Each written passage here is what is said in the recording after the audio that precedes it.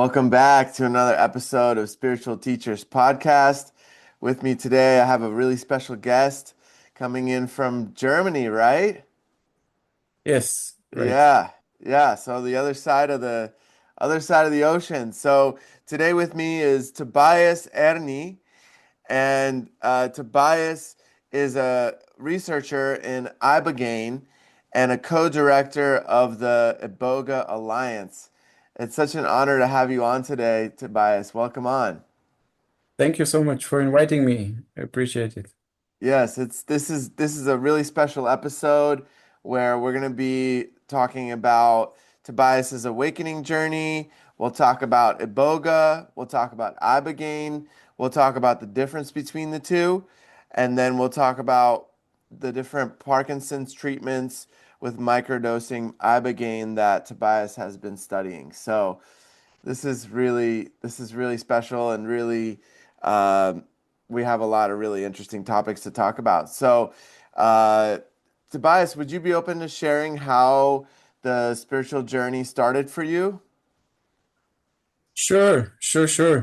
So, um, basically, I come from a quite Christian background, but in my teens, when you rebel against everything that your parents teach you or so, I um, went out of this Christian frame and I started trying a lot of different substances and which kept on going till I was in my early 20s, Hmm. where I worked then in the chemical pharmaceutical industry of Basel in Switzerland. And there we had access to quite a lot of stuff and tried a lot of things. And at some point, I also started to play around with opiates, which was um, taking me down a way which was not so pleasant. But being back then was the time of internet forums where people kind of exchanged a lot of information in forums. So I read about Ibogaine. It was 2003, I think, Oh, 2004. wow. Yes. And right around this time, I also played with opiates. So at 2005, it just was too much with the opiates. My boss said, "Hey, you're too high in work, and that doesn't work anymore. You need to do something." Hmm. So I remembered, hey, I read something about Ibogaine helping there, and I'm anyhow interested in psychedelics. So I kind of taught my boss about Ibogaine, and I told him, look, there's this thing, and he was so kind to give me a special Ibogaine detox holiday. So I went and detoxed with Ibogaine, Where did you which go? then Did you go out of the country for that? no. Oh, okay. In Germany, Ibogaine is legal, and Basel is right at the border to between Switzerland and Germany, so I could do it there. Hmm. Beautiful. Yeah, and um, basically, it was a quite interesting and intense experience, um, which made me super interested more in Iboga and Ibogaine. A Hmm. bit further down the line, I then started also trying Iboga. Well, And well, before with before you share about that, could you share a little bit about your first experience with it? Anything like how was it for you? I know some of my friends that have shared with me about it before, they've expressed how I've never worked with it, but they've expressed how their life basically takes them the medicine takes them through their life, like every year looking in deeply into the trauma, into the different layers of how they chose their reality and how they basically were navigating and how they were treated and the traumas and things like that were arising for them to look at. Mhm. So with my first Ibogaine experience, um, it was rather confused for me. I didn't it was not this very precise movie of my life flashing before my eyes, but it was more of a very confused experience being confronted with my own inner chaos, so to say. Hmm. Um, after the experience, I was also quite confused. Um, but I stayed off the drugs of opiates for quite a while. Hmm. I had a relapse. I again took Ibogaine. Um, I stayed again off it for a while, and then I again had a relapse. Always, this was like always kind of 5 to 7 months of being clean and then slowly relapsing and then doing Ibogaine again. Hmm. A second Ibogaine experience was less confusing, but it kind of showed me my intra-psychological chaos again. And I kind of started to learn, hey, I need to work out my past, I need to work out my future. Um, what resulted from in between my first and second Ibogaine experience was that somehow the notion of being more honest came into my life. So I kind of didn't want to lie to myself anymore. I didn't want to lie to others anymore. So my first Ibogaine experience resulted in me at least having the intention of becoming an honest and upright person. You know, as an addict, sometimes you are not really honest to yourself and quite dishonest to others Hmm. about things. So I kind of realized in between this first and second Ibogaine experience that lying to myself doesn't benefit myself, and lying to others is basically the same as lying Yeah. to myself, Yeah. but externalized. So from there on, I started to kind of shift my life more into an honest, upright direction, or Hmm. I tried to, because I think it's if you live a long time as a dishonest person, lying to yourself, it takes quite some work to get an honest person. So it was a process that then started. And then after my second Ibogaine experience and after my second relapse, I realized, hey, I want to try Iboga. And I tried Iboga. And there I had much more these deep spiritual insights. It was like meeting an intelligence that I was not aware that existed before. So, I mean, I read about higher dimensions. I experienced mushrooms or LSD or things like this, but it was not as profound as with trying the Iboga, the full plant, the Iboga root bark. Mm. With the Iboga root bark, basically what happened is that this plant spirit was there in my room all of a sudden, Hmm. and like a real person, like beaming there and being this glowing being that looked a bit like Groot, like from Guardians of the Galaxy. Okay, so it was Um, very like it looked like almost like a tree or like a plant type yeah, being. or like an ant from the Lord of the Rings, you know, these Right. walking tree things, Wow. something in this direction. Uh-huh. And I was a bit amazed and scared, really Yeah. scared at first. And somehow it conveyed to me telepathically, like, hey, I'm there to help you, Hmm. and I gonna teach you, but I also gonna heal you. And I looked down at my body and I saw all my energetic systems, you know, like the nadis or the energetic meridians, like flowing. And I saw the chakras, I saw different things. And then I saw like some of my cables disconnected, so to say. Some of Whoa. these like real energetic uh how to say like cuts like where the energy couldn't flow correctly. Hmm. And so this being came and it reached into me, and the moment it touched my body, all this beautiful benevolent loving energy flowed through me, Hmm. and it connected these cables, and my whole body started to glow, and I was like, wow, okay, now I understand Wow. what people talk about when they say this pranic flow, so to say. Hmm.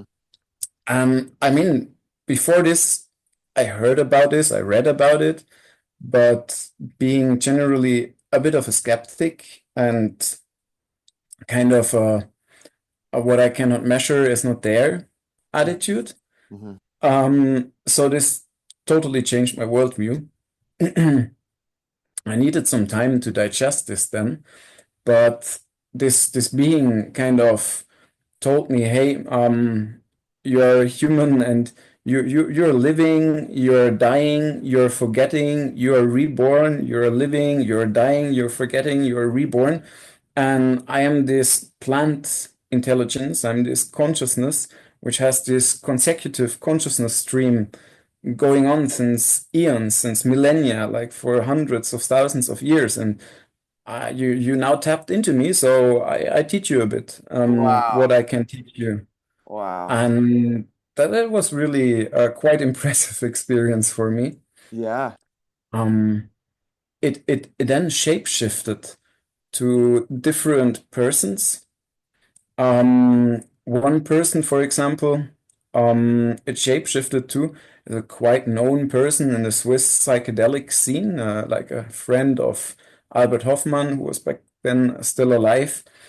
And this shape shifting, I couldn't make anything out of it because it was the publisher of Albert Hoffman's and Stanislav Grof Hmm. books in Swiss and German, or generally in the German-speaking realm, which is Switzerland, Germany, Austria. And I didn't know why this plant spirit all of a sudden kind of shape shifted or morphed into this publisher. Hmm. Then it shifted back, and I didn't really know what to make out of it. But I had this profound opening into this energetic, spiritual dimensions, which led me on a way starting practicing yoga, doing meditation, starting vipassana, going on different meditation retreats, different styles, Hmm. and practicing these different spiritual techniques, which actually changed my life tremendously to the better. Wow. And then, um, about 5 years later, after this experience, I met this publisher Okay. and he asked me, we talked a bit at a psychedelic conference. Hmm. And then he said, we don't have a book on Iboga, and you told me now about your experience. Don't you want to write a book on Iboga? Wow. And so I came into writing a standard reference in German-speaking countries on Iboga, Hmm. which made me then at that point like blew my mind because how did this plant spirit somehow knew this already 5 years in advance? So Hmm. it was quite impressive. Wow. But yeah, this was kind of my spiritual awakening, or let's say the spark that ignited the fire or the thirst of exploring more in this direction. And Okay. Yeah. So, I mean, that's profound. That's absolutely amazing. I would love to meet like a Groot-like being. I'm not sure how I would feel if it just like showed up. It might be a little bit overwhelming, like you mentioned. But yeah, that sounds amazing. I love both of those characters from The Lord of the Rings, the tree beings, the Ents, and I love Groot from Guardians of the Galaxy as well. So, for the people that aren't so familiar with Iboga and Ibogaine, what is Iboga and how what makes it different from other psychedelics or entheogens? So Iboga is a 1 to 2 meter tall shrub originating from Western Equatorial Africa, like Gabon, Cameroon, this area. Hmm. And people there use the root bark since quite a while for initiations, like a spiritual tool for connecting to the other worlds. In the Bwiti cultures, it's kind of an ancestral cult there. And they give quite substantial doses of Iboga root bark to initiate people into the astral dimensions. They say you are only like a full member of the tribe or being taken serious if you have undergone this initiation, which is like a guided near-death experience. Hmm. And after your body has detached from your astral body has detached from your physical body. You wander in these astral dimensions, and then you come back and you are reborn as a full member of the tribe. Often this is kind of a rite of passage. So teenagers, young adults are doing this. And then when they come back, they are seen as now you have experienced it. You don't need to believe anymore that there are these other worlds. It's like a first-hand experience. And with this, you are a grown-up member of the society there, so Wow. to say. So And they the so they difference, give it to the teenagers, what, around like 13 years old, 14, 16, something like that? this could be, I know people who were even initiated when they were 7, when they Whoa. are, in the succession line, like the let's say the daughter or the son of the head shaman of the village will be initiated a bit younger. Hmm. And some people, others, maybe 17. I experienced also people initiating with 20 to 30, something like this. So Hmm. it depends a lot on where you're standing. So people in the shamanic lineage, they're often earlier, other people sometimes even in their late 20s, early 30s. Wow. Okay. So you've actually gone and studied with the tribes that Yeah, work yeah, with yeah. Iboga? Uh-huh. And how many of the different tribes in Africa work with it? There are quite a few different. I don't know exactly how much, but it's like it started off with the Pabongo pygmies, which are like these tiny people, like nomadic, living in the forest, and there are different pygmy tribes which are actually using Iboga, and they taught the use to the Misoko and to the Apinji. And these people then they were more in villages and not living nomadic. And then also these people taught it to the Fang ethnia and the Fang ethnies. So there are these minimum 4, 5, 6 different tribes or ethnicities using it, but I think a bit more. So is it ever used in a way where the whole community comes together and does a ceremony, or is it mostly just for Yes. initiation?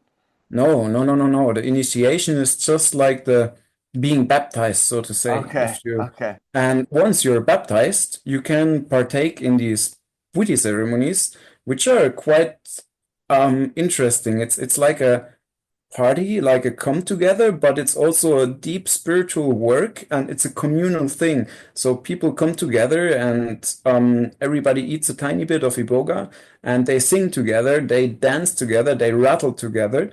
But then there's a part of the ceremony where everybody introduces themselves. And then there's a part of the ceremony where the people can kind of make complaints over what is going on in the village. So I've been in a ceremony where one woman stood up and complained that the man didn't help enough in the general in the village in the housekeeping.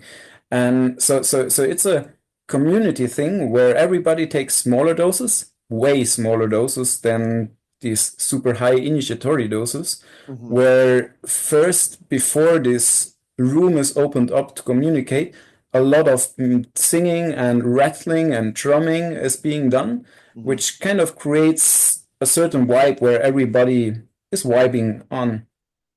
And then there's this room where people can come up with problems, where people can come up also with positive things like being thankful to the spirits for whatever might have happened. And then there's a part of the ceremony where when this talking has been done, then the dancing starts, and then they dance together. And this is like a really night long till the sun rises, Hmm. and it kind of gives a strengthening of sense of community to the whole village. So this is something which happens quite regular, and they take way lower doses than these initiatory doses. Okay. But usually the people partaking in this are initiated. Okay. Okay. Beautiful. So, with a higher dose, the medicine lasts for about 24 hours. Is that right? It can even go longer. Like Okay. I witnessed people taking quite substantial high doses, and let's say it can go like they might not walk for 3 days or so, but these are then really higher doses. Okay. That's like the initiatory doses that you Yeah, were mentioning, right? yeah. Okay. Did you ever take one of those higher doses before? Yeah. I'm initiated in a Disumbafang tradition. Oh, beautiful, beautiful. So, what was that like? Can you share a So little bit super about that? interesting. I mean, the most interesting part was not necessarily taking the Iboga because I have done Iboga in Europe already quite a few times before going to Africa. Hmm. So what was super interesting for me was the actual preparation, which took like 10 days or so. And for 5 days, I had to take showers, like not real showers, but plant bath. Like they give you this buckets with like 20, 30 different plants and barks of different trees and this.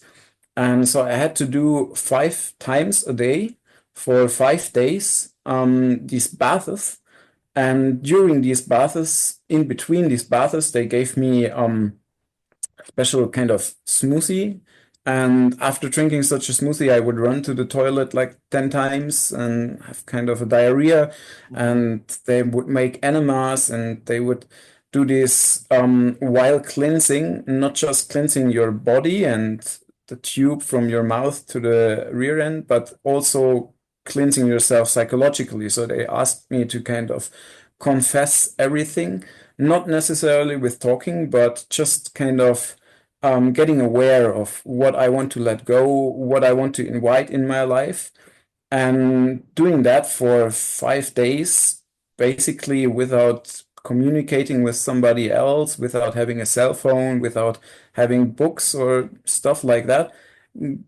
And the herbs actually are supposed to be dream inducing, so your dreams are quite profound in this phase. Hmm.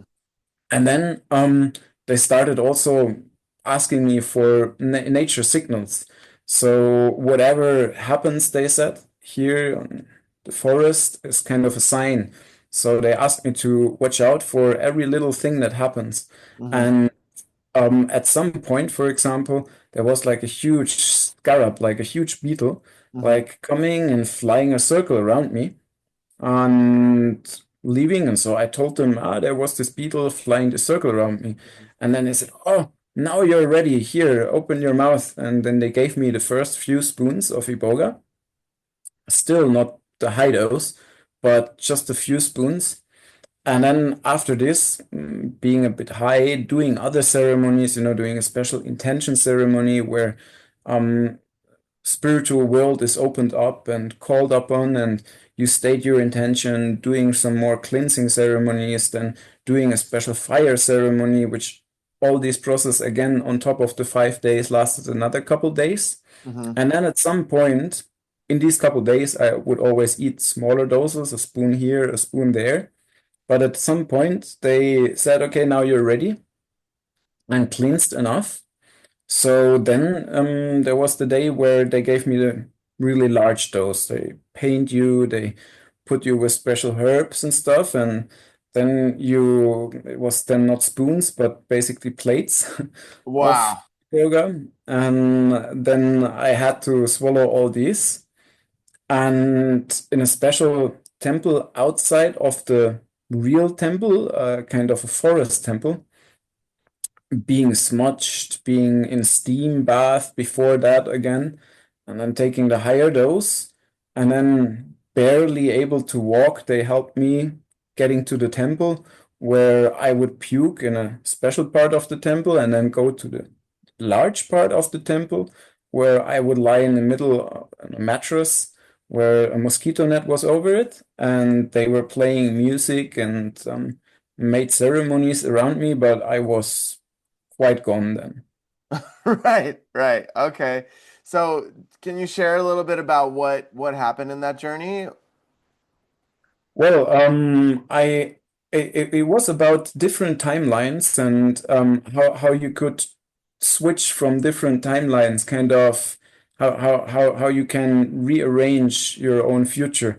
Okay. Um, a lot of personal stuff that I'm not really wanting to share right now. Also, there are certain things that are not meant for non-initiate people, For but sure. it was a lot about how one can basically alter the timelines. If your life is on this timeline and you think it goes this direction, there is always the opportunity to switch to kind of another track. How you're not fixed in what you think you're supposed to do, or And yeah, it's your life.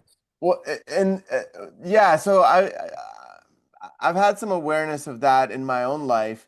And was it shown to you that it's just a decision that shifts that, or is it like an intention? What was it really that changes that gear? So basically, one of the teachings of Bwiti that I really like is that quite similar with some Kabbalistic teachings even, is that the father or the mother or the source of everything is the thought. But most important, they say, to be a fully upright being, like honest, it's important that the thought aligns with what you're saying and the actions aligns also with what you're saying. So you say what you think and do what you say, Hmm. so that there's a aligned, straight forward action, so to say, coming from this unified um intention. Okay, okay. So that brings up another question, which is that not all of our thoughts are ours, right? Sometimes our thoughts can Yeah. be from other beings. Sometimes our thoughts can be from, entities or from higher dimensional beings. Did you get any insight on that, like how to differentiate and Hmm. fine tune Hmm. that? Yeah. Especially with Iboga. I saw on previous Iboga experiences, I saw like these, let's say, like an entourage of different beings that I had around me. And the Iboga spirit taught me, look, these are all beings that either you, via your karmic entanglements, got into your field, Hmm. or that you created or that you invited. So there was one time on an Iboga experience, I saw like a huge, massive tick, like really like half the size of myself, sitting on my left shoulder basically and sucking life force out from me. And Whoa. it was terrifying seeing this being. Yeah. And I took Iboga, and the Iboga spirit came and basically effortlessly took this huge tick off my shoulder and kind of expelled it out of my field Hmm. and told me, look, every time you smoke, you invite this energetic parasite. Every time you smoke tobacco. Wow. So I took this now away from you, and please don't smoke anymore. And the thing was, after this experience, I really didn't have the urge to smoke so much Hmm. anymore. Hmm. So Iboga helped me to become very centered and clear inside myself, Hmm. and to know what are these, let's say, um, what's the right English word? The seducing forces that want you to do this or do that. So with Iboga and meditation, I got quite able to distinguish what is inner core essence from what I consider to be myself, what is an outer force wanting to do something which might not be beneficial from me, or sometimes I had these really angelic light beings coming and giving really good inputs. And I have the experience that Iboga really helps me to first find out what is my true core, my inner will, and how to purify that Hmm. so that I'm more aligned with that. Okay. Okay. Beautiful.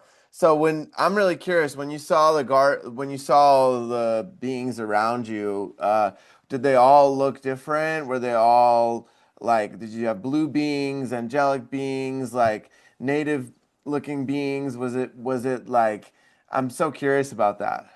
I had them quite a few different beings. So, um, Some were at the beginning of my Iboga journey. They were when still being somewhat connected to opiates. Um, there were these not so nice looking beings. Mm-hmm. Um, even when they touched or when I got close to them, feeling very cold Mm, and not nice thoughts coming up when just putting my attention to them. mm-hmm. Then there were these really benevolent beings that were nicer, some of them being even a bit childish, playful, some being more, let's say, lofty, light, full of light and bright. Mm-hmm. And the Iboga spirit is a very uh, like I told before, for me, he can take any form, or it can take any form that Mm-hmm. speaks to your consciousness. So it kind of yeah, it's kind of a shape-shifting being. Mm-hmm. But in this astral dimensions, or it's like an ocean, you know, there are so many different beings, and maybe some of them don't even bother you because they have their own agenda. Some of them play with you like dolphins, other want to kind of eat you like sharks, and some of them are even afraid of you, even if you don't have bad intentions. So it's a quite interesting world to explore, I think. Yeah, yeah, for sure.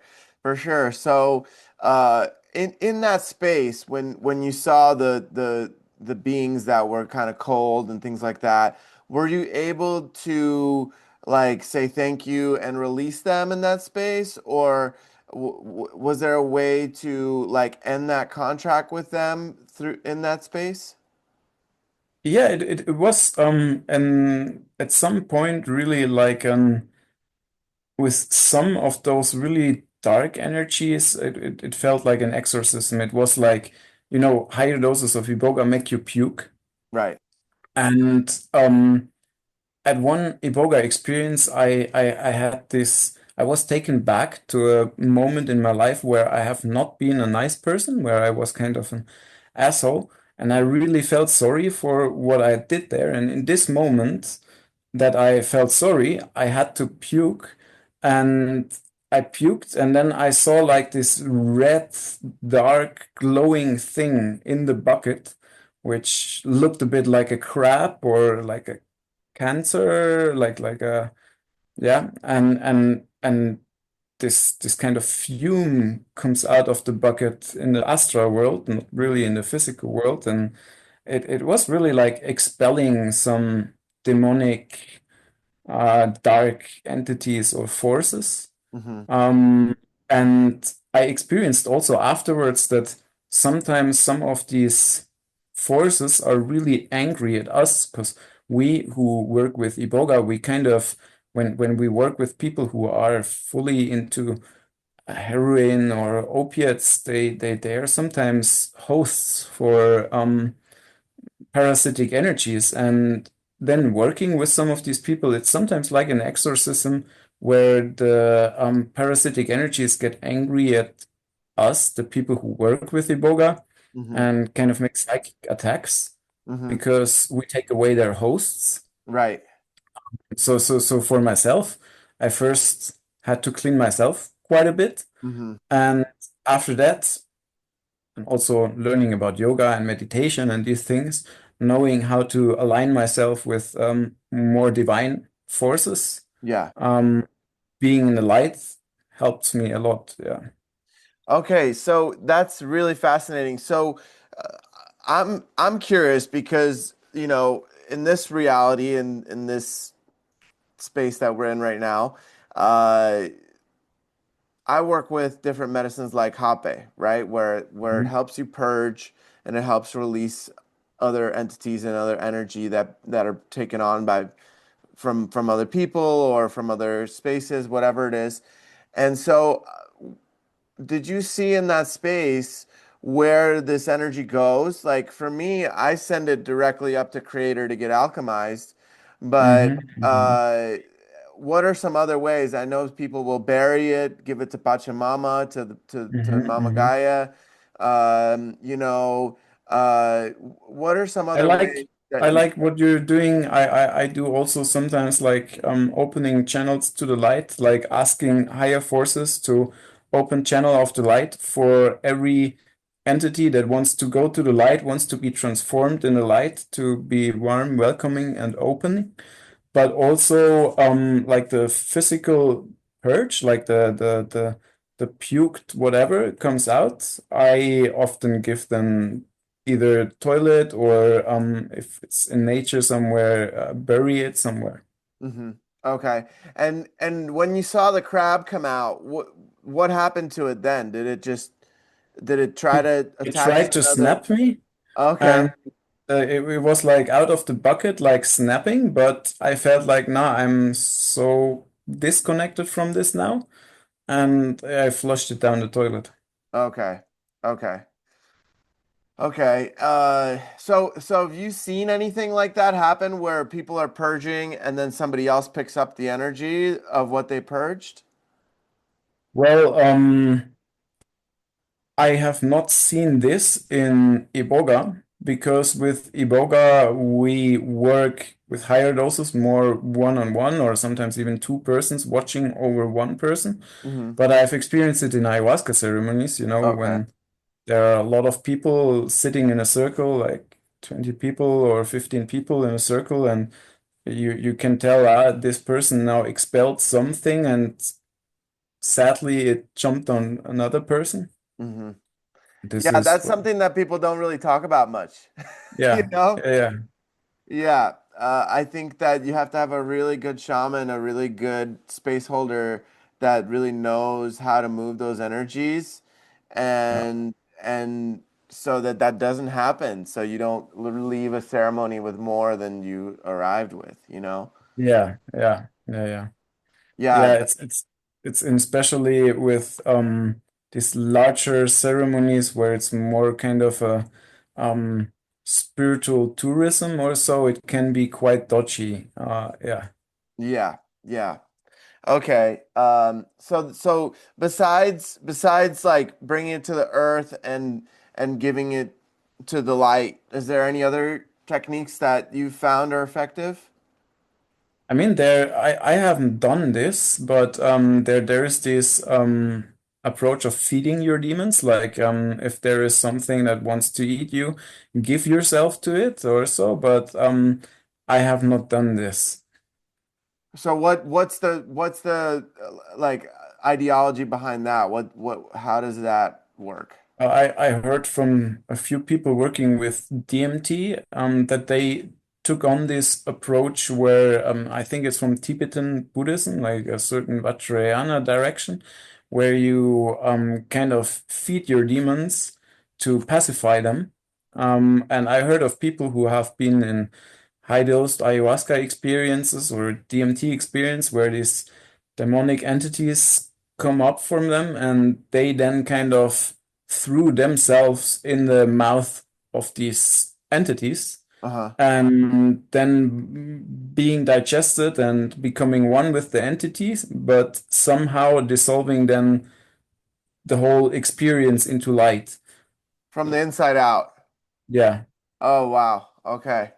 That's an intense approach. Yeah. I know some people. I've met like one or two people that will like use their breath to remove something from someone. Like they'll Hmm. they'll almost like a straw, and Hmm. then and Hmm. then they'll purge it themselves. Yeah, yeah, yeah. This is what quite a few ayahuasca shamans that I work with are doing. It's Mm-hmm. not something that I experienced ever with Iboga, Mm-hmm. but what I also know about and what I practice myself quite a bit is this Tonglen, where it's also a Tibetan Buddhist thing where you visualize a person who is suffering, and every inhale you take, you visualize the suffering of the person or the pain of the person as a cloud around this person. Ah. And when inhaling, you visualize how you suck this cloud from this person, the pain, and you kind of connect yourself to the divinity, to higher forces, to your spiritual teachers, and you transform whatever you sucked from them, transform it to light, and when you exhale, you visualize how you exhale pure divine light onto this suffering being. Hmm. And it's super interesting because once I was at this, it was kind of a festival, and at the beach, loud music playing, and there were these street dogs, and one of the street dogs just couldn't stand the music, and he was running in circles, totally confused, barking at everyone. So Hmm. I sat there on the hangmat and I really visualized, I focused on this poor doggy, a stray doggy, and I inhaled his confusion, his fear, and exhaled like just love, calmness, compassion, and really visualized how the light from higher levels is pouring into this body. And after a few breaths doing this, the doggy got calmer and calmer and sit down and stopped barking.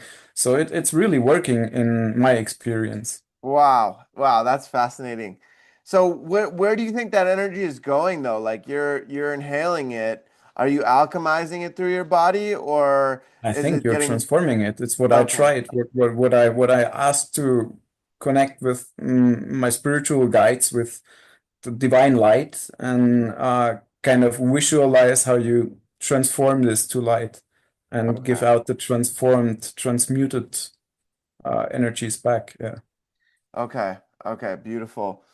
So, I think this is a good place to transition into another question, which is, out of all the medicines that are natural and from the earth and things like that, um, Iboga is one of those medicines that is prescribed for the really high level addictive drugs that are out there, like heroin and cocaine and methamphetamine, right? Things like that. Why do you think? I just want, because you've been doing this research, why do you think this particular spirit is able to help so much more than other plant medicines, for example?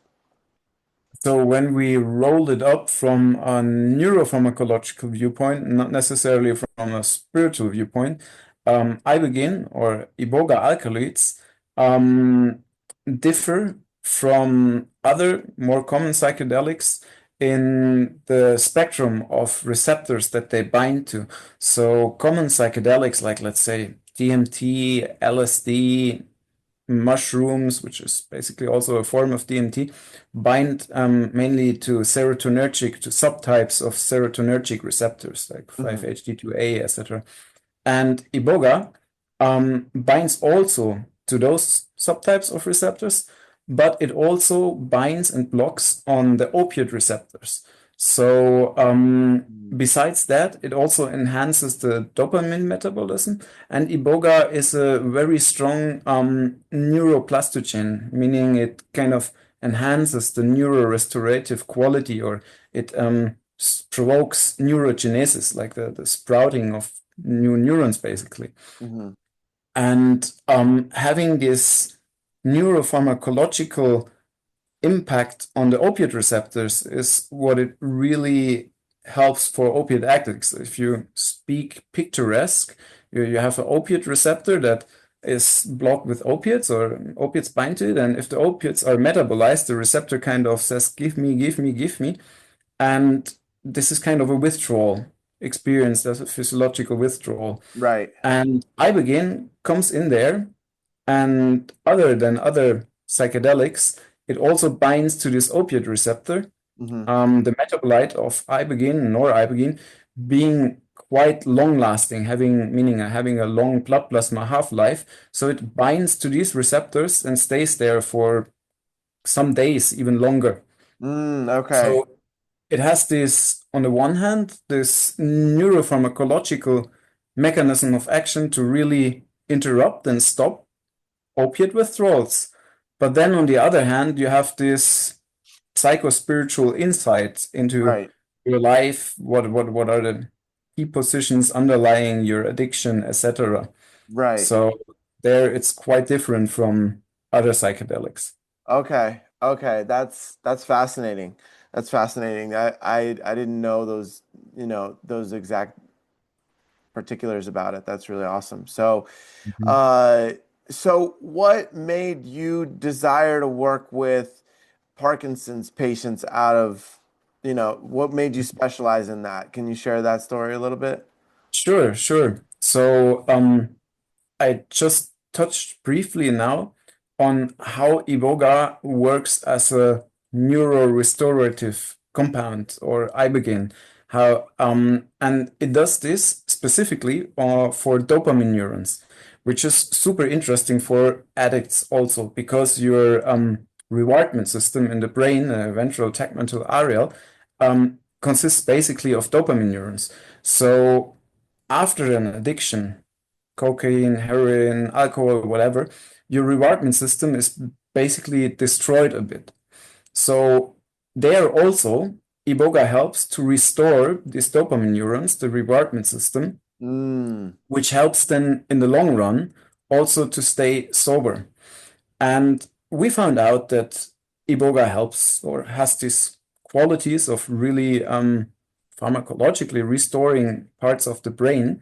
And this happened to be exactly also those parts of the brain where Parkinson's is happening. So Parkinson's is basically the pathophysiological processes of Parkinson's is a degeneration of dopamine neurons and mm, also a dysfunction of dopamine signaling.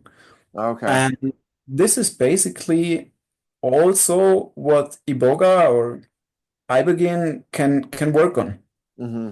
So we saw this working good for addicts, and we knew some of these uh, mechanisms of action. So there were some people thinking, hey, this should theoretically also help for Parkinson's. Hmm. So there were some people trying it and having some good results. So we went more and more into this direction because Parkinson's is really it's not nice to have Parkinson's. Yeah. And um, yeah, we kind of are able to alleviate the quality of life or to alleviate the Parkinson's symptoms and give the people some quality of life with rather small doses because Parkinson patients are usually an older demography, are Right. most people over 60 or so in their 70s, 80s. And if those people never have had a psychedelic or never had drug experiences, and you don't want to overwhelm them with this several day lasting near death experience. Hmm. So, what we are exploring or started to explore back in 2015 something Hmm. is how we can treat or people or make Iboga accessible for people without having to undergo this heavy psychospiritual experience Hmm. just to kind of better their symptoms of Parkinson's. So we are trying or now quite successful with some people are helping people with microdoses, very small doses of Iboga or Ibogaine Hmm. on a daily basis help to rejuvenate or kind of restore these parts of the brain, dopamine signaling and dopamine neurons. So is it also, I mean, so with the dopamine signals being more restored, is that also impacting their gait, like the way they're walking? Yes, yes, yes. We had people who had like up to 8 hours, 10 hours freeze of gait, meaning they want to walk, they want to get up, but they're just not able to walk and not able to get up. Hmm. And we got them down to half an hour of freeze of gait per day. Wow. But we had also people who were absolutely not able to walk anymore, like really being basically paralyzed and in the need of 24 hours a day care. Hmm. We got them back to riding a bike. So we had Wow. some quite miraculous changes there. But Wow. on the same hand, we also had people who didn't react at all to to Iboga. Okay. And the reason for this is there are these different causes for Parkinsonism. So some people, like for example, boxers, Muay Thai fighters, MMA fighters, have Hmm. a much higher probability to get Parkinson's than others. Then there are different genes that increase the likability to get Parkinson's. Hmm. Then there are people who worked with, let's say, mercury or other environmental toxins. For example, farmers who spray a lot of herbicides and pesticides have a quite high possibility or higher possibility to get Parkinson's. So there are all these different reasons for Parkinson's. And for some people, it really works super good, Iboga, but for some, it doesn't work at all. So now we are in the process of kind of figuring out what which Parkinsonism, which type of Parkinsonism reacts the best to it, Okay. and if we can determine whether it will work for this person or not work for the other person. But it's a work in progress. It's basically Um, what we're researching currently. Amazing. So out of the ones that you've seen so far, which ones were able to ride the bike and things like that? Was it n the non-MMA fighters, the No, more we genetic? had actually boxers who could get better Hmm. with Iboga, but they didn't have the real profound um, results. The most profound results were either with idiopathic Parkinson's, knowing meaning not knowing where the Parkinson's is coming from, Hmm. and we are hypothesizing, but it's also something where I cannot guarantee, or it's still a working hypothesis, is genetic causes. There are like six genes which like misfolding or um, when certain dopamine transporter folds and roots within the cell, there's a gene which causes misfolding, and ibogaine works as a pharmacochaperone, meaning kind of a scaffold to help this protein to root and fold correctly inside the cell. So this might be one or is one of our working hypotheses. Okay. Okay, that's profound. Really profound. And so it brings up the question, what's the difference between Ibogaine and Iboga? So Ibogaine is the main active alkaloid out of the Iboga shrub, but you can imagine a bit like Ibogaine being like the THC of Iboga, Mm, meaning it's the main active alkaloid, but there are all these other alkaloids. It's like the center of the cyclone is Ibogaine, but there are all these other little molecules that kind of give an entourage effect or kind of give a certain nuance to the experience. hmm. So if you take just pure, like 99.9 pharmaceutically pure ibogaine hydrochloride, the experience in itself is rather clinical, rather sterile. So Okay. for me, there is something missing. Like I didn't experience this plant spirit in my first ibogaine experiences, but Hmm. I got to know him with the iboga, with Hmm. the full spectrum, with all the alkaloids, with the full plant. Um, I mean, in a clinical setting, we have to use 99.9% pure ibogaine to make research. But I get often the from people the remark, or they tell me how with Iboga, with the full spectrum, they have a more round experience. They have a certain deeper spiritual connection, Hmm. and also these entourage effects of some of the alkaloids, looking at it from a more Hmm. scientific viewpoint, Hmm.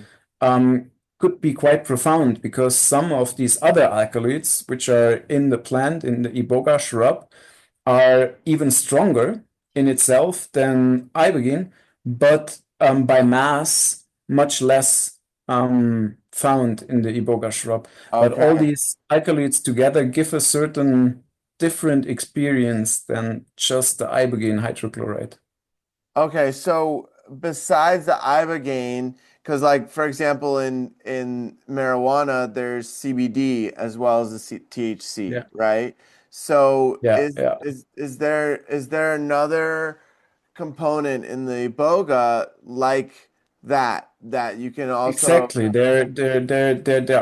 There's not just ibogaine like THC, but there is also Ibogaline, Ibogamine, Tabernantine, Gabonine, Voacrystine, Warfarin, like a lot of different other alkaloids that, like CBD or CBN, or the different terpenes and the different flavonoids, which give the different tastes of the different kinds of cannabis.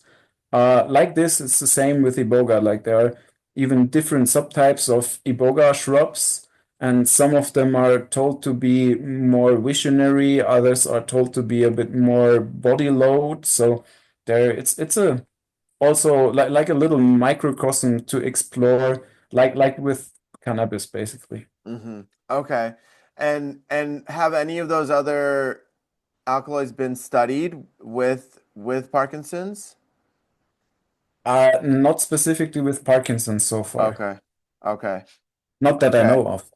Yeah, I mean that's fascinating. That's fascinating. So, and there's no way to give them the whole Iboga microdose. We do with some, we Okay. do, but in a clinical setting. You can't, but we also over here it's legal, and we have shops selling Iboga, and some people prefer this and some people prefer that. So some people, the thing is, the Iboga, the root bark ground to powder, is a bit heavier on the stomach. Okay. And so some people who have a very sensitive stomach prefer rather the pure ibogaine hydrochloride. But if Hmm. the people have a not too sensitive stomach, then usually they prefer the Iboga shrub or the Iboga powder, root bark powder. And are you seeing any different results in the Parkinson's patients when they take the Iboga? Usually, my experience is that the full spectrum, like the Iboga root bark, or we also have like what we call total alkaloid extract, where the full spectrum of all alkaloids is extracted, but the people not eat so much wood, basically, then, but Hmm. still have the full spectrum, um, has a bit more profound results. Hmm. But there is also this psychosomatic aspect to it. For example, people who used to be professors at a university and having a clinical background themselves, they usually prefer pure ibogaine hydrochloride, Right. and they don't feel really comfortable with the root bark, with the iboga shrub powder. And other people feeling more connected to the naturopathic side of things, Hmm. they feel much more connected with the full spectrum or with the iboga root bark. So there is also this psychological aspect to it. Yeah, yeah, it's really interesting that, if the more logical minded people just leaned in, it would really Yes. help them find more balance in their left and right brain hemispheres and in their masculine and feminine energy and the yin yang of life, right? Yeah, Which yeah, yeah, I totally I can see why those decisions would be made that way. yeah. Um, so yeah, that's very, very fascinating. So with the Iboga root bark, is there any concern of the actual plants being endangered or being over harvested? Is any of that a concern right now? So there is this thing being said that Iboga is now, I mean, there's a huge interest, and so more and more people harvest it. At the same time, I think there has never been more Iboga cultivated on the planet than now. There are now plantations with 40, 50,000 plants every year coming, 5 to 10,000 new plants, and that's just one plantation. And the people know now there in Africa that this is can be seen as a cash crop, Hmm. basically. Hmm. And now I know of a lot of plantations in Ghana and in Cameroon and in Gabon. So now it really starts taking lifting off. There was a moment where some people said it was over harvested around certain cities. Hmm. I think what I now know, or I don't think there was a time on this planet that where Iboga has been cultivated as much as it's being cultivated right now. Hmm. But still, for example, for Ibogaine hydrochloride, which they use in the clinics also for detoxing quite a bit, there is this semi-synthetical way where you use another tree, Wakanga africana. It's a tree that is being cultivated for other purposes. Hmm. Also, over Ghana, like in all Central and Western Africa. Hmm. And they use the tree of this and they can extract the molecule out of this tree, Boacan gene, and make a easy one-step synthesis, basically a decarboxylation from Boacan gene to ibogaine. And this semi-synthetic ibogaine is a really good option for all the people who basically want ibogaine hydrochloride pure. So this is also the way we go for research, etc. So keeping the spiritual stuff for the more spiritual interested people, Hmm. and because healing quality can also be accessed with the ibogaine hydrochloride, which can be also derived from other plants. Okay, so this plant that you mentioned is a lot more proficient and Yeah, available in the wild in it's Africa. being cultivated already before this. Oh, okay. Okay. And Iboga just started being on a larger scale cultivated maybe in the last 10, 12 years or so. Okay. Okay. Okay. So, yeah, I mean, I only know one person that has worked with it, and so it's still kind of, at least in America, it's still not so explored like ayahuasca Hmm. or, Hmm. mushrooms and those kind of things.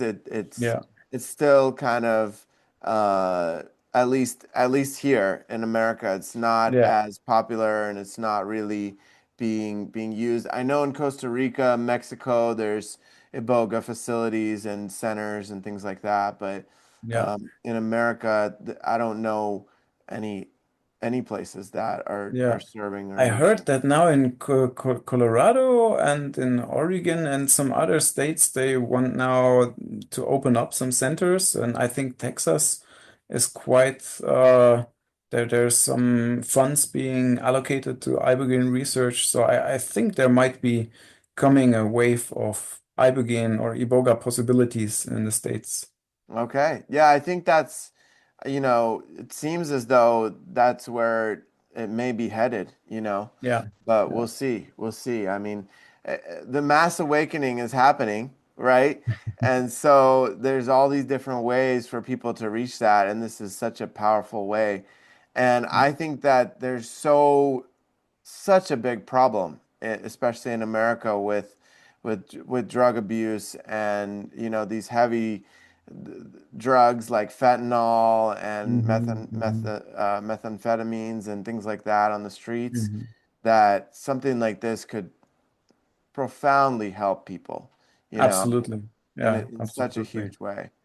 Yeah. So yeah, it's very needed.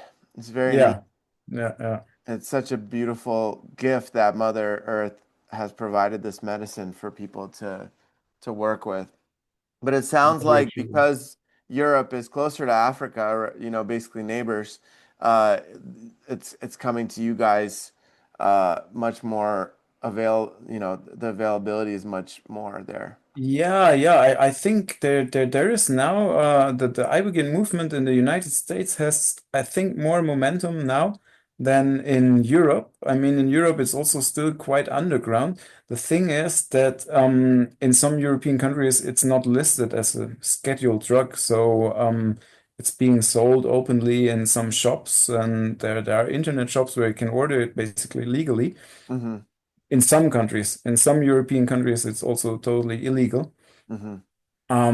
But in general, I think Iboga is on the rise all over the planet. Like more and more people get to know about it, and more people are interested in it. And I think it's needed somehow, as you say.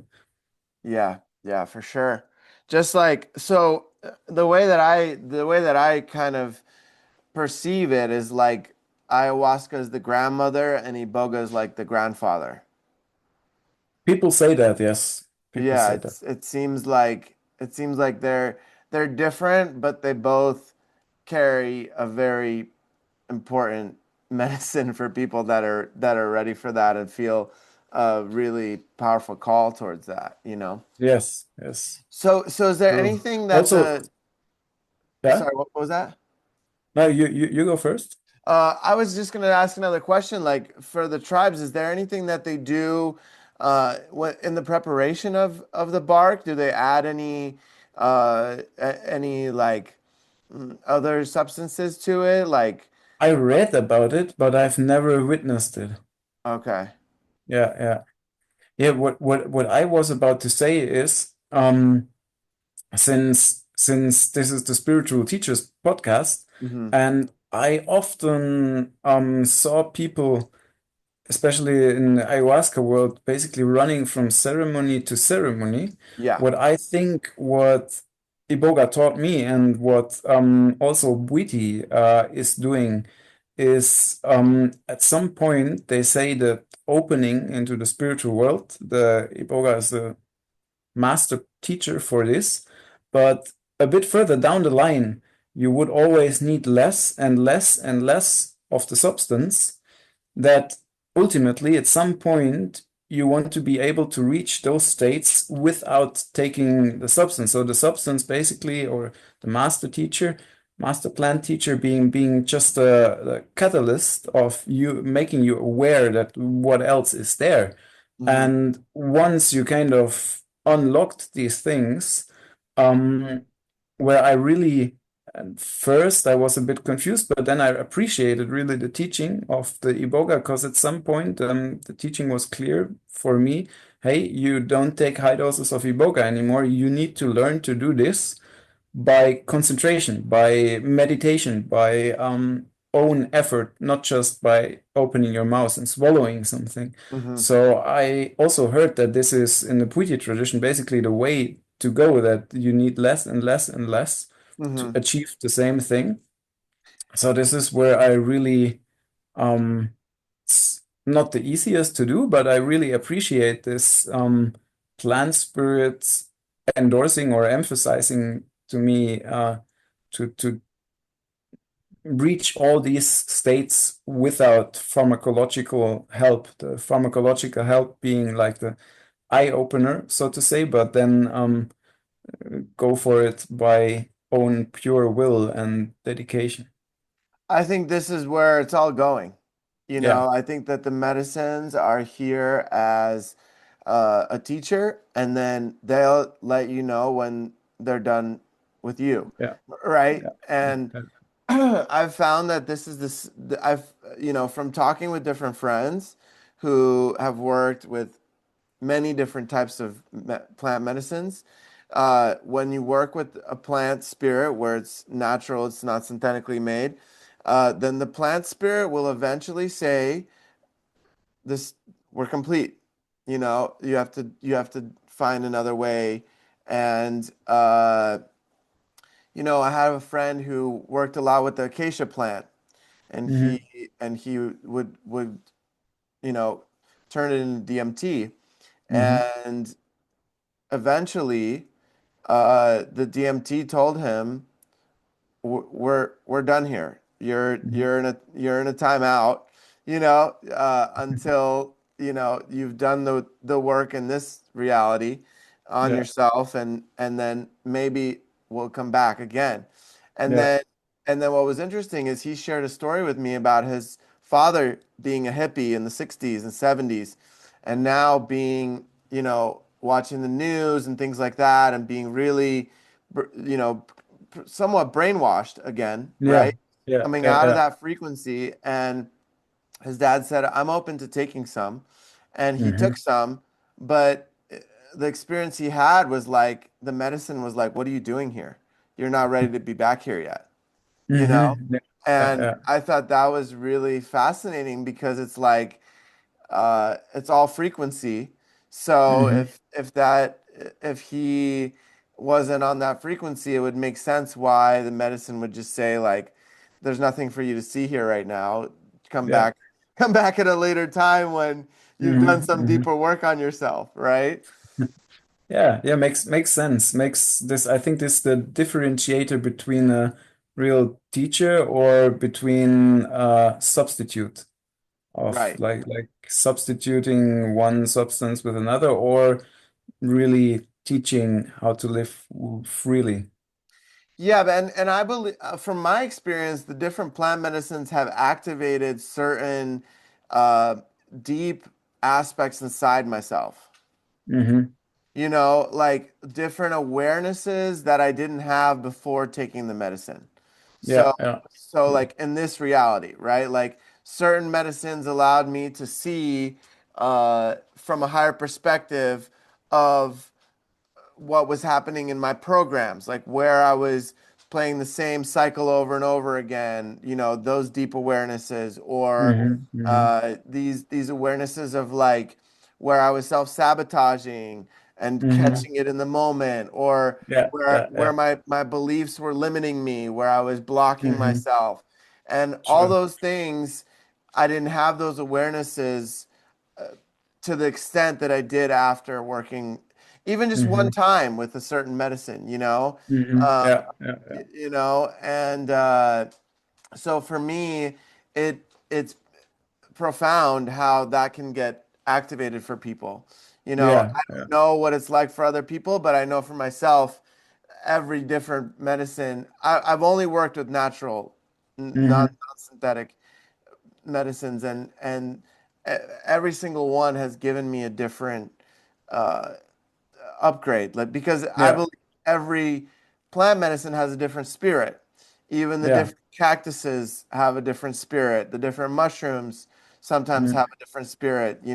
Some of them will Yeah. take you more into the astral realm. Some will take you more into the body so that you feel more of what you're meant to feel right now in this reality, right? And Yes. it's I've met many people that just feel more comfortable in the spiritual realms than in this reality, right? And it's like, Hmm. and we incarnated, I believe we reincarnated here so that we can be in this body and have this human experience and learn what we're here to learn and not try to escape. Because if Hmm. you're just escaping into the spiritual realm all the time, then you're not getting the deeper lessons. Yeah, yeah, For yeah, some people, it's like going and playing a video game. They get to see yeah. all these beings and get to, see clowns and or Hmm. whatever they experience, right? Hmm. And it's like, Hmm. okay, but how is that serving you in this reality? And how is that allowing you to be more of service and more loving and more compassionate Exactly. and more caring and, you Yeah, know, yeah, yeah. helping the Yeah, planet, you like know? some people once said it's not so much about just going to experience in the other worlds, but how do you embody it? How do you bring it into this physical reality? Right, right. Exactly, exactly. So I love that you mentioned that. I love that you emphasize that. Uh, and I think that it's profound the effects that Iboga can do for people. And you know, have you had the experiences of what I mentioned in the beginning of the podcast where it's like showing you your life and kind of breaking it down? Yeah, Has- yeah, yeah, yeah, yeah. Okay. Then like I had multiple Iboga experiences, and it really dissected then parts of my life, and it kind of emphasized often those parts where I have not been such a nice person, where usually I used to tend to look back on my life with like this rainbow and unicorns glasses, Mhm. and it then picked out these parts where, hey, here you were not so nice, and this is a character trait where you should kind of polish or um, refine your character more. Mhm. And it actually was the first, let's say, maybe even 10 Iboga experiences or so. It was just all in an intra psychological bubble of myself where I had to tidy up my past, where I kind of got teachings now do embody this. And after really having straightened out my life and being able to take Iboga, looking back on my life without any remorse, without being sorry for anything, but being just in peace, also with all the mistakes that I have done, kind Hmm. of making up for them, kind of, after some Iboga experience, I started to write letters to people who I hurt at some point in my life, and I tried to make up for a lot of things that with my parents, I made a lot of peace, and all these things first came up in Iboga experience, and then after having made so much peace and working through some of these things, um, taking Iboga then opened me up to kind of the next level where I really got able to do this astral traveling, this astral wander in the astral worlds, like knowing my body is lying there somewhere, but my spirit is walking in these total different dimensions. And that I was only able to do after I was every time this looking back in my life would happen, and every time coming out of it, every time I would tidy up a bit more, and Hmm. only after having really tidied up my past and being in peace with my past and being totally content with it, I could kind of pass on to the other levels. Okay, so the medicine wouldn't let you proceed forward until you cleared your karma, basically. Yeah. Yeah. Okay, that's really fascinating. I was wondering when or if that ever stopped for people on like when Hmm. they would take the medicine. And that makes total sense, right? Like Yeah. coming to peace with everything that we've done and also, feeling the emotions and releasing them and those kind of things. That's profound. I mean, that's absolutely mind like you know like Yeah. that's Yes. Yeah. incredible, like Hmm. absolutely phenomenal how the medicine can do that, right? Like Yeah. Yeah. because so Very much much. of what most people are doing, the majority of society is creating more karma for themselves. Hmm. Hmm. And if they were actually able to look at all the ways that they showed up in a way that wasn't in alignment, that wasn't, you Hmm. know, being kind-hearted and compassionate and those kind of things, Hmm. Hmm. man, imagine the world that we would be living in. Yeah. Yeah. Yeah. Yeah. I totally understand Bhutis who say to graduate, so to say, to be full grown-up member of the tribe, you need to die minimum once in such a near-death experience to really understand, hey, material world is just this super tiny fraction of reality, and your spirit will live on, and you also should look out on what you're spiritually doing, so to say. I think that, and I've mentioned this on other podcasts, I believe that we're in a earth school Yeah, absolutely. where 100%. it's like we're learning how to clear certain and learn lessons, right? It's Yeah. like Yeah. Yeah. and and as much as we're all souls and all that, it's like you're not going to give a kindergartner a calculus problem and say, okay, go ahead and solve this, right? Yeah. It's Yeah. like you have to go through the different lessons, Yeah. the different experiences, and something that I may have found really difficult in my life 10 years ago, if it happened now, would be much more manageable with Absolutely. with those kind of things, right? Or True. because of what I've experienced. And so it's like the lessons and the depth seems to progress, and then Yeah. it's like, okay, what are you gonna learn from this one now, right? Yeah. And it's like, Yeah. how deep can we go with this? Yes. And how much non-attachment can I practice? How much Yeah. Yeah. of these lessons of like, okay, you know, we're co-creator. I believe we're co-creators, right? We're Hmm. we're creating certain types of our reality, like you were saying. We can change our timelines at certain if you have the awareness and the intuition to recognize where the fork in the road is happening, or even in Yeah. the moment to be like, okay, I'm not doing that anymore. I'm not, Hmm. I'm choosing this road now, you know, Yes. those Yes. kind of things. And I think the most profound thing is like being around family, uh, Yeah. especially direct family, brothers, sisters, parents, uh, Hmm. because they have shown me the programs that Yeah. that that are so deeply ingrained, and even programs that I've worked inside myself and cleared Hmm. are still happening in Yeah. them. And then it's like, okay, I get to stop that with me. Yeah. Yeah. Yeah. Yeah. True, very true. Yeah. Yeah, there is this jokingly saying, you think you're enlightened? Go to live with your parents for two Right, weeks. See right, if you're enlightened. Yeah. right. Exactly, exactly. I mean, I went back to see my father this summer, Hmm. and I had the most deep purge. You know, Yeah. Yeah. it was just like this really deep, like, you know, coming out of a country that was, you know, my family's from Russia, so coming out of Hmm. a deeply like survive almost like survival Hmm. was Hmm. was the program, right? Yeah. Where Yeah.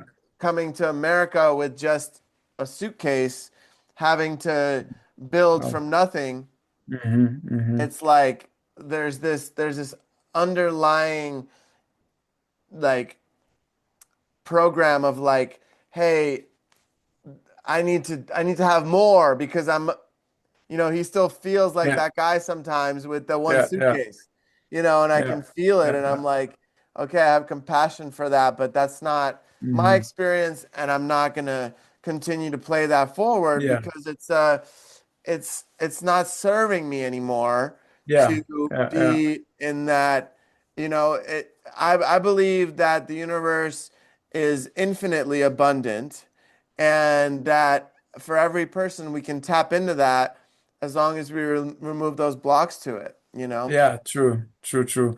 It's sometimes really good to kind of transcend these generational patterns. I had this also, like kind of certain fears or certain patterns that are just passed down over generation to generation. And I think every person has at least the opportunity or should maybe even kind of look into how to transcend or free these transgenerational patterns, traumas. Yeah. Yeah, well, can you share a little bit about some of the ones that you've cleared?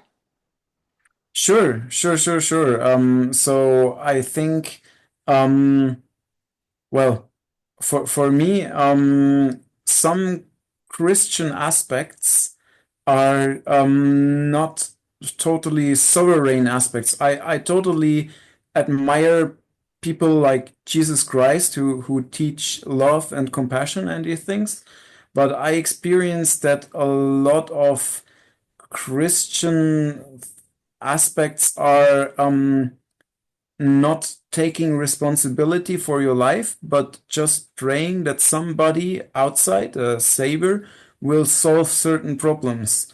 And for me, I experienced that if I take ownership, take sovereignty, and yes, definitely connect to higher spirits, but start doing myself, work on myself, refining my character, instead of just asking a higher force to do everything for me.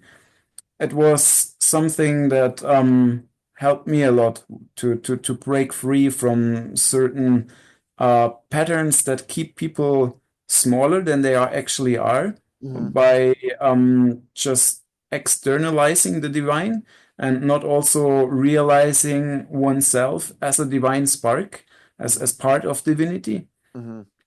So it felt quite it's a was a huge step for me, but like taking this sovereignty of being co-creator and not just a sheep that asks to being saved. Right, right. It's like you took your power back, you took your sovereignty back, like you said. Yeah, It's so it's really empowering, because absolutely.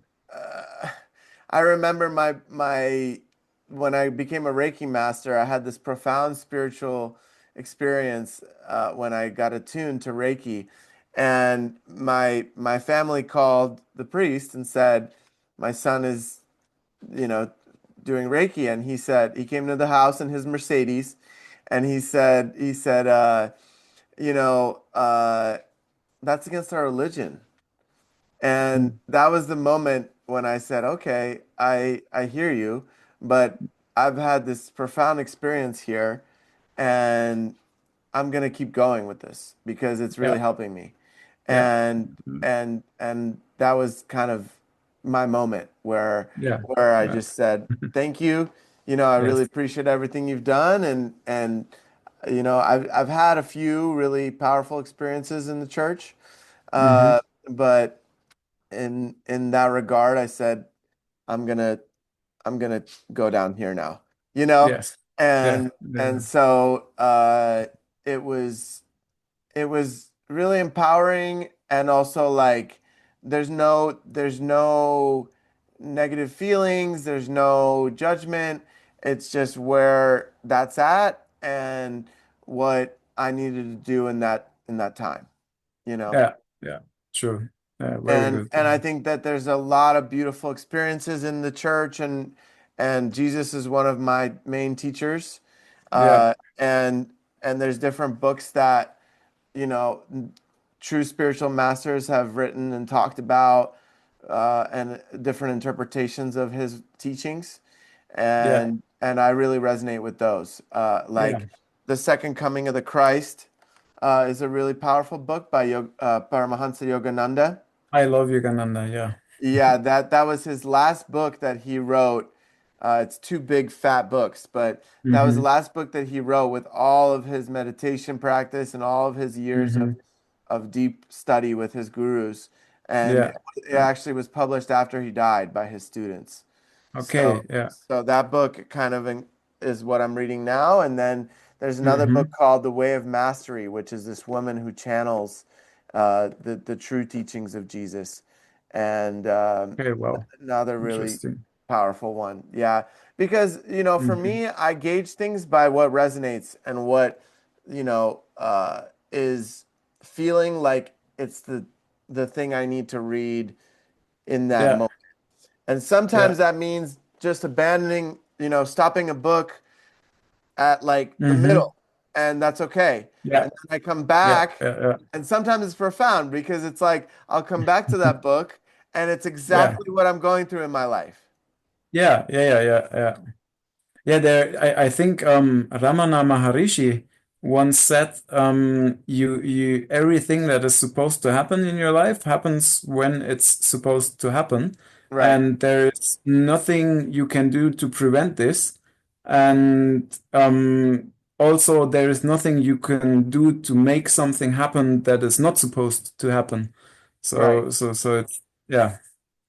Yeah, and I mean that's really interesting that you brought that up because it's like if if that were completely true, then we wouldn't be able to shift timelines. Well, I think he says not everything in life. He says there are, as far as I understood it, there are these certain key points Right, that even before being born will happen, no matter what. right, But it's like this simile of this quiver of certain arrows, and there is these different kinds of karma, and this arrow that you have shot is no matter what, this arrow that you already shot will come back to you. This is this one kind of karma that you cannot evade. right. So look out that all the arrows that you shoot are benevolent. But then there are also there's the quiver, and there are these techniques to empty, so to say, the quiver, Hmm. and being aware of what you shoot out. And so there are these arrows in this lifetime that come back to you no matter what you do. You cannot evade this. Right. But how you react to these arrows is then again what will result, or what type of arrows you're shooting out, or if you stop shooting out certain arrows. This is then something where you can determine that it's basically this question of determinism versus free will. And as far as I understand it, it's both a bit. Like we determined certain things in previous existences, but we still have the free will to determine what we are sending out now, Right. which will be our determined events later. Yeah, it's like we get to decide if we want to suffer from these Yeah, experiences, yeah, right? It's like it's gonna happen, but then we decide, okay, how long do I want to suffer with this? yeah, Yeah, and for me, it's been like I'm I'm gonna try to come back to gratitude and love and compassion hmm way best. more Yeah. than that. But that doesn't mean that, there's a difference between feeling all of what is coming at you, right? Like feeling the Yeah. arrow entering you, right? And being like, "Oh man, that really hurt," right? hmm And not hmm not being like, "Okay, I'm going to put some numbing cream on it and I'm not going to hmm feel it." It's like, "No, I'm going to feel this arrow all the way through. I'm going to pull it out. I'm going to experience the bloodshed and the all the emotions that come with that, right? hmm But then I'm not going to allow it to dictate my life moving forward. I'm not going to keep Yeah. going back every day and being like, "Hey, I got shot with this arrow hmm yesterday. I got shot with hmm this arrow last month." It's like, Yeah. Yeah. no, Yeah. it's like I can I can say, "Okay, I got shot with an arrow. Now hmm I'm ready to, go Get spread up and spread the teaching, continue. spread the love." Yeah. Yeah. True. Yeah, it's really interesting how that works. And yeah, it seems like uh there's like contracts with people, Yeah. right? Like those contracts, they're either like br- they either can be broken or they hmm have to be played out, mm right? It seems like certain contracts have to be played out, hmm uh, because that person is such a pivotal key player or key Yeah. character in our story. Yeah. Yeah. And you know that's how I look at it. I mean, contracts I believe can be broken and cleared, but it has to get to a certain level, I think, with the hmm contract before it can be like, okay, we've taken the contract to where we decided. Now we get to choose: are we going to renew this contract or Yeah. put it Yeah. Yeah. aside?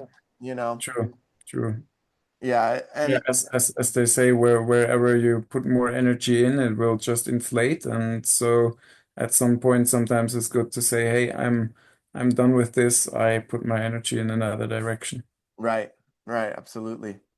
Well, it's been such a pleasure to have you on today, Tobias. This was fascinating, super interesting, and I Thank you so much for the chat. I really enjoyed it. It's nice speaking with other spiritual open persons. Thank you very much for yeah, and I want to inviting. give a shout out to Yeah. Brandon for connecting us, and Yeah, thank you, Brandon. yeah, yeah, Great shot. for just being an awesome connector, Yeah, and absolutely. bridging for you to come on here. I mean, uh, your story is so fascinating and so profound, and the work that you're doing is really making an amazing, huge impact on the planet. So I'm so Thank grateful you very to much. know Thank you you. and to have had this conversation, and hopefully I get to meet you in person one day. Yeah, yeah, would be great. Would be great. Yeah. Yeah, I plan to go to Europe at some point, so I'll let When you come over, write me a message, and when you are here in the area, I can show you around to some really nice nature places. There are some really beautiful power places in the Black Forest and in the Alps. amazing. Amazing. Yes, thank you so much. I love nature and I love seeing all the different aspects of it. So, Tobias, thank you so much, and Until next time, take Until care. next time, thank Thank you you. very much.